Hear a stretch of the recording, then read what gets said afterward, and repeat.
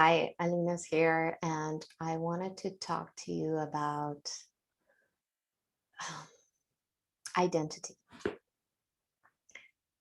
So, identity in relationship to suffering. So, most of the time, people walk around and mostly blaming the outside circumstances, people in their um, life in general, or of course, as well, themselves for the suffering that they experience. And what I wanted to point out is that the suffering that is happening, and although it might seem that it's the perhaps, the last trigger or last explosive conversation with your partner or with your parent, with your mother, or with your brother, usually it comes, suffering kind of comes in as a relationship to something, whether it's another person or whether it's a situation or the lack of action, or there's this relationship that has to happen for suffering to emerge.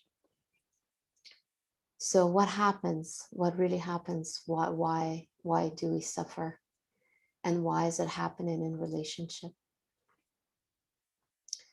It seems like it's that last conversation that when you got triggered speaking to your partner, as I started earlier, and it might seem that it's coming from out there, but what is really happening is your own sense of identity gets triggered and gets challenged.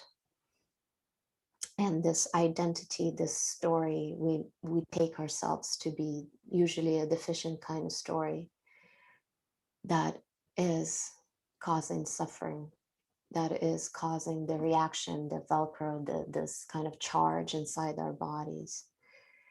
And why am I talking about this? This is something that we all need to start becoming quite vigilant about. What happens when I get triggered? Is it really them? Or is it something that I'm believing about myself that is making my whole inner environment this bitter, gray, or withdrawn, or explosive, in reaction to that? So I would like you to start shifting and analyzing for yourself what really happens. And what really happens, is actually what we take ourselves to be. uh, First, it's just a fiction, it's a conditioning, it's a deficient story that we identified with when we were young, small, usually as children, and we didn't have any other coping mechanisms to cope with a very difficult, challenging situation. And it registers in our body somatically as an experience of there's something wrong with me in one way, shape, or form. Um, like my story, there was for a long time, I needed to be perfect to be lovable. So I had to prove to my mom that I'm intelligent, that I'm, good at things, that I'm whatever that whatever that might be. And from one side, you think, oh, wow, this is beautiful. It's such a motivation to become more successful in life. But no, it's actually misery, because that's what's blocking you for actually doing anything. At least it blocked me for so long, for so many years, to actually doing things imperfectly, but doing them. Um, so how does it create suffering? By identifying with the deficiency story, we tend to believe a lie that is, first of all, separating us from the other person. So it creates a split. So the intimacy is lost right away. The love, the connection is lost right away. by losing that connection, that sense of connection, the actual connection, the foundation, the ground of being that we shared is never lost. We share it with everyone and everything. But that sense of connectedness gets lost, and we get triggered. The inflammation, so to say, of this deficiency story brings about the unresolved or repressed energies that we haven't seen consciously. There are all these things usually are in the unconscious realms of our being. And once we get triggered from that pointer from our partner, I will need to talk about an actual experience so I can, so I can really directly speak about it. And this morning, per se, I was triggered with my son, my 8-year-old, my middle son, was refusing to go to a guitar class, and I share a guitar class with him, so we go together to the same teacher, and he decided not to go or not to take classes, and it was totally fine from the perspective of being fine, but it played on a chord on a deficiency story that I didn't see right away. But only through inquiring and asking a few questions, I could see that it was connected to me being as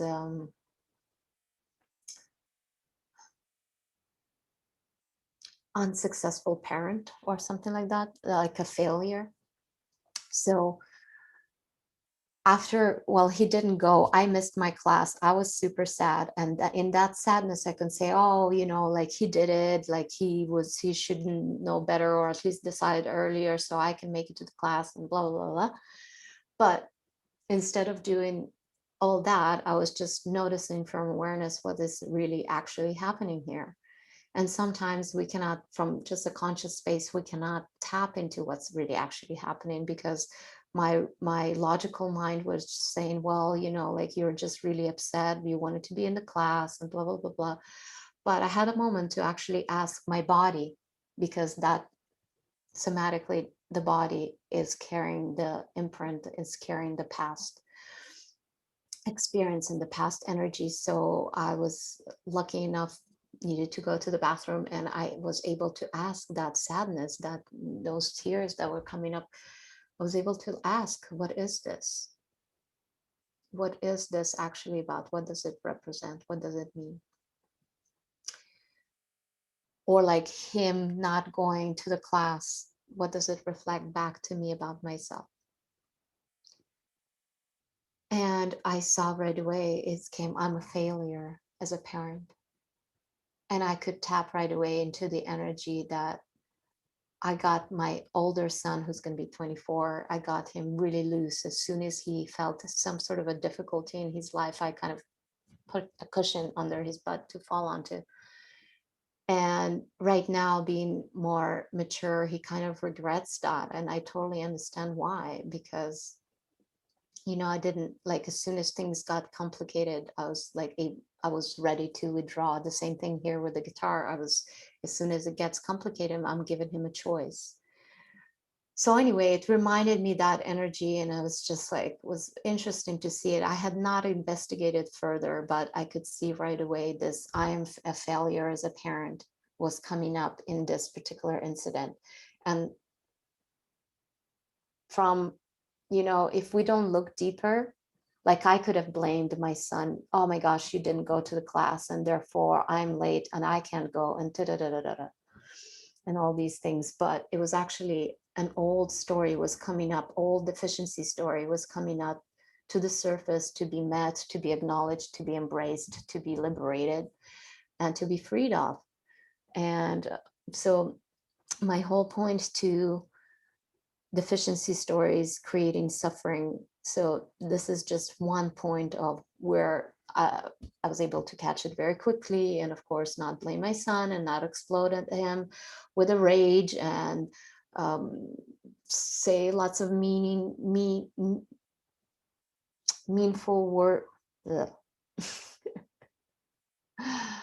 um, nasty words, um, and create another deficiency story in him and create another split in him. So thank God, that I was able to catch that, and of course be aware of not project it on him. But we go around and we blame others for our own suffering, for our own pain, which is usually unresolved deficiency stories created in childhood. So this is just a message. Don't go around blaming others. Stop. Be curious. Ask the energy itself. If you feel sadness or if you feel rage or anger, go to the bathroom, take a little break. You don't have to investigate like full on and really get to the bottom of it, but you could just ask, not your intellect and not your capacity of thinking and analyzing and this wonderful tool of yours, but go into your body, connect with your body, connect with the emotion that is showing up, connect with that sadness, connect with that anger, and say and ask, what does it really mean? What does it say about me right now in this relationship to this event that just happened? What does it say about me? What does it reflect back to me about myself? Sometimes it could be that elaborate question. It's a boomerang. It's called boomerang in Kilby inquiries. But it could be as simple as, what does it want to say? What does it want to share? What does what words does energy wants to show or share? And for me, it was clearly, I'm a failure as a parent. And of course, I can take it deeper and I can take it into a self-inquiry session with myself or bring it to a facilitator to facilitate me into going further and releasing that energy. But it was, for me, it was more than enough just to see where it's coming from. And anyway, there was a little bit of a lingering energy after that. And I kind of found that I was blaming a little bit, very, very gently, but I was kind of blaming it on my partner that I can only be a mother, I cannot play both roles, being soft and being harsh, and kind of expecting it from him. I could really see that energy in conversation, telling him about how I did it with my first child, and how I should be more stronger. And although in my energy I was expecting him to step up into that role, but of course I saw that too, and I didn't I didn't pursue it, and I didn't emphasize it, or I didn't attack him for that, because that would be exactly how humans create suffering in relationships. So whatever that worth for you, it was kind of a long story. To make the point is that our suffering is not outside ourselves. It is our deficiency stories, unattended, being re-triggered again, but similar archetypical kind of events or people that remind us of what had not been looked at, released, liberated, loved enough, accepted enough. So be curious, inquire, meditate, live from the heart. Much love.